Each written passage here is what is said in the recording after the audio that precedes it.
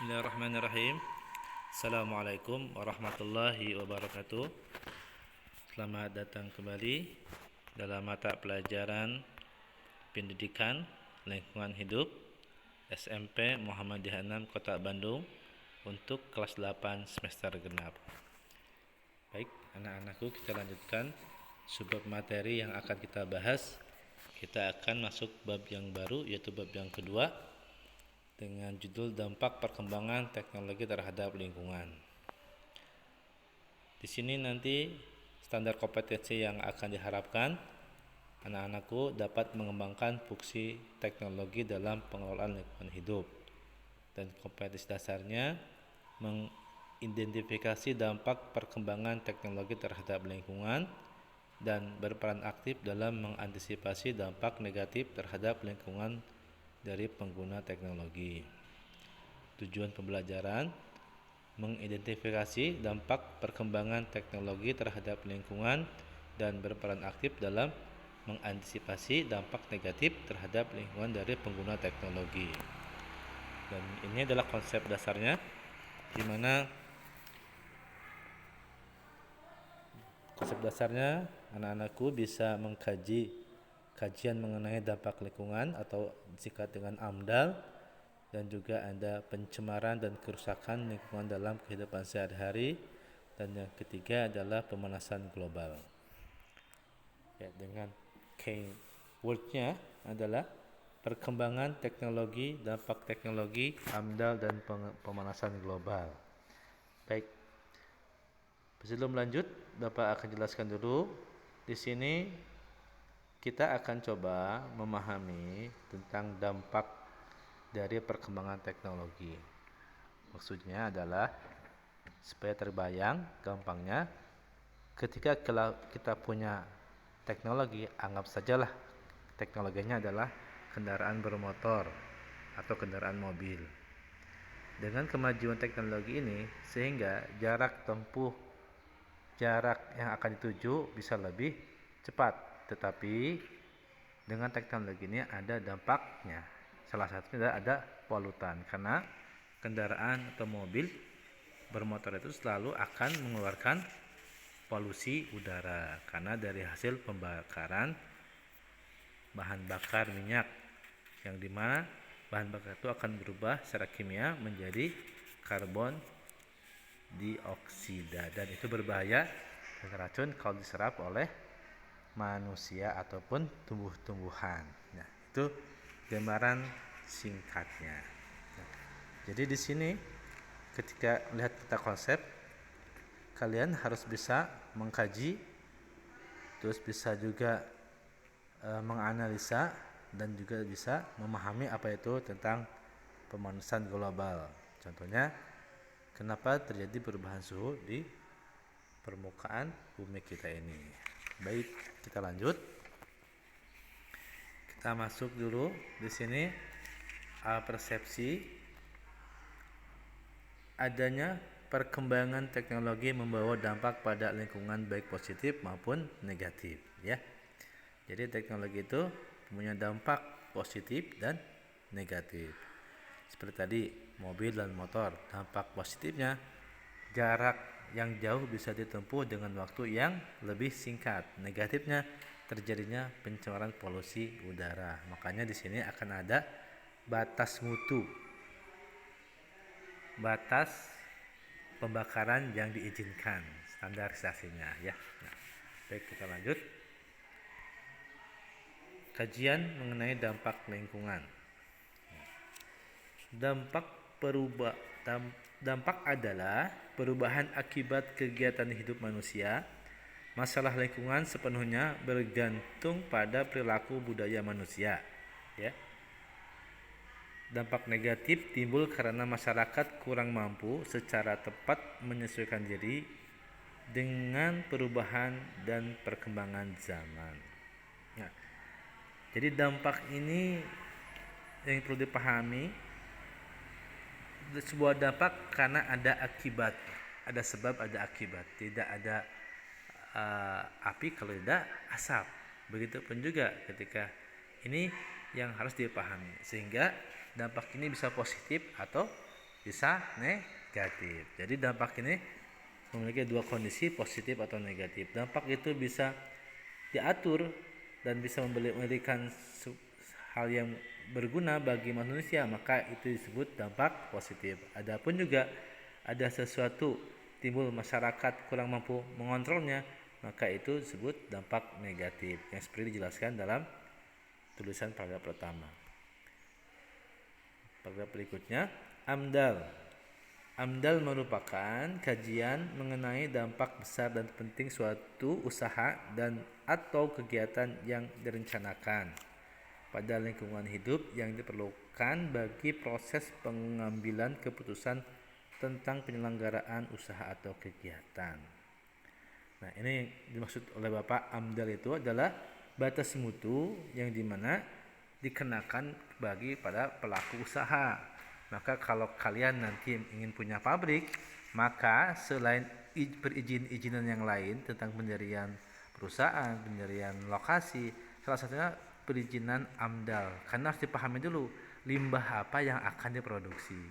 Anda limbah itu tidak bisa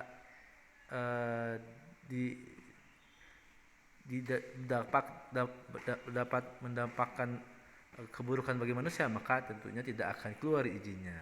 Nah, ini salah satunya upaya pemerintah dalam menyelamatkan warganya sekitarnya atau rakyatnya, sehingga tidak gampang mendirikan sebuah pabrik itu kalau tidak ada izin-izin termasuk adanya AMDAL. Baik, Bapak akan berikan sebuah ilustrasi video klip. Silakan kalian tonton dan silakan simpulkan apa yang dimaksud dari video ini. Sejak dilaksanakannya konferensi Stockholm 1972, permasalahan lingkungan hidup mendapat perhatian secara luas dari berbagai bangsa. Sebelumnya, sekitar tahun 1950-an, permasalahan lingkungan hidup hanya mendapatkan perhatian dari kalangan ilmuwan. Sejak saat itu, berbagai himbauan dilontarkan oleh pakar dari berbagai disiplin ilmu tentang adanya bahaya yang mengancam kehidupan yang disebabkan oleh pencemaran dan kerusakan lingkungan hidup. Lingkungan hidup adalah kesatuan ruang dengan semua benda, daya, keadaan, dan makhluk hidup, termasuk manusia dan perilakunya yang mempengaruhi alam itu sendiri, kelangsungan kehidupan, dan kesejahteraan manusia serta makhluk hidup lain.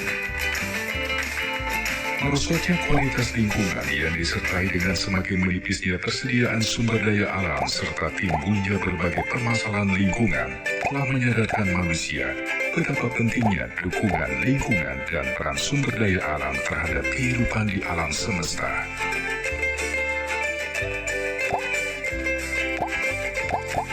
Lingkungan tidak dapat mendukung jumlah kehidupan yang tanpa batas.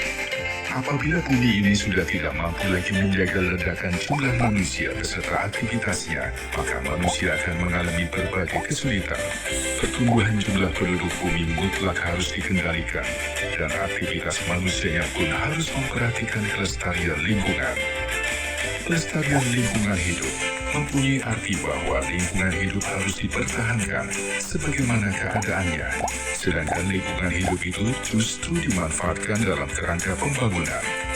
Hal ini berarti bahwa lingkungan hidup mengalami proses perubahan.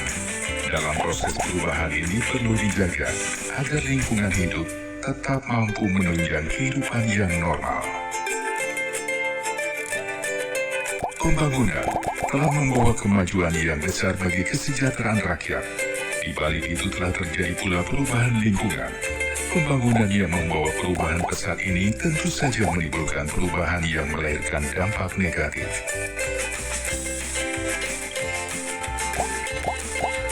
Pembangunan fisik yang tidak didukung oleh usaha kelestarian lingkungan akan mempercepat proses kerusakan alam.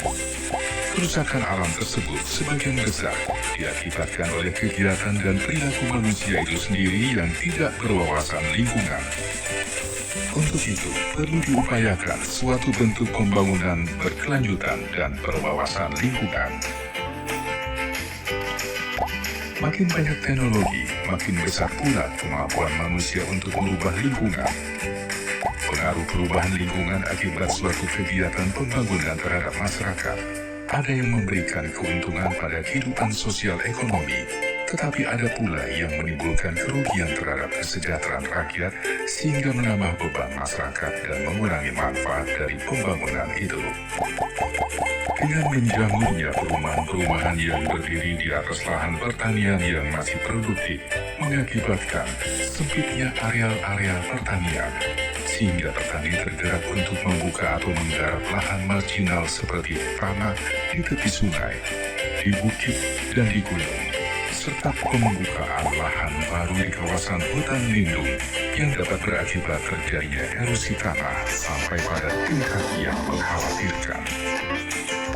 Masalah lingkungan pada dasarnya timbul karena dinamika penduduk, pemanfaatan dan pengelolaan sumber daya yang kurang bijaksana, kurang terkendalinya pemanfaatan akan ilmu pengetahuan dan teknologi maju, dampak negatif yang sering timbul dari kemajuan ekonomi yang seharusnya positif, dan benturan tata ruang.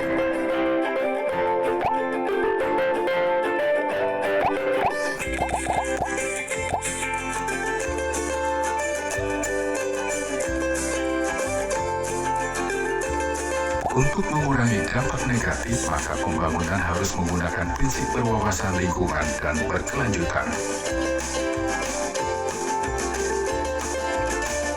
Pembangunan berwawasan lingkungan merupakan upaya sadar dan berencana, menggunakan dan mengelola sumber daya secara bijaksana dalam pembangunan yang berkesinambungan untuk meningkatkan mutu hidup.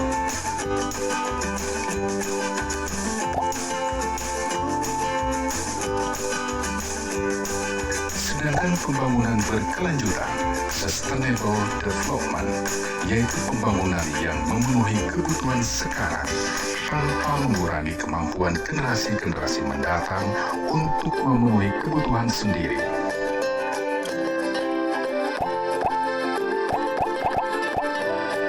Setiap orang mempunyai hak atas lingkungan hidup yang baik dan sehat. Sebaliknya, setiap orang juga mempunyai kewajiban untuk memelihara lingkungan hidup, seperti mencegah dan menanggulangi perusakan lingkungan.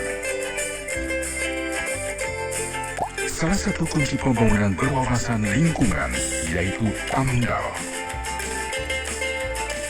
AMDAL, analisis mengenai dampak lingkungan, adalah hasil studi mengenai dampak suatu kegiatan yang sedang direncanakan terhadap lingkungan hidup yang diperlukan bagi proses pengambilan keputusan.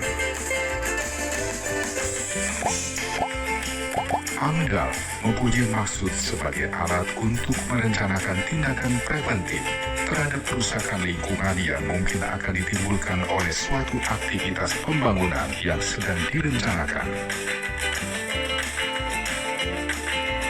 Di Indonesia, AMDAL tertera dalam Undang-Undang Nomor 32 Tahun 2009 tentang Perlindungan dan Pengelolaan Lingkungan Hidup, dan pelaksanaan diatur dengan Peraturan Pemerintah Nomor 27 Tahun 2012 yang merupakan pengganti PP 27 Tahun 1999 tentang AMDAL dengan penambahan berbagai pengaturan dan ketentuan perihal izin lingkungan.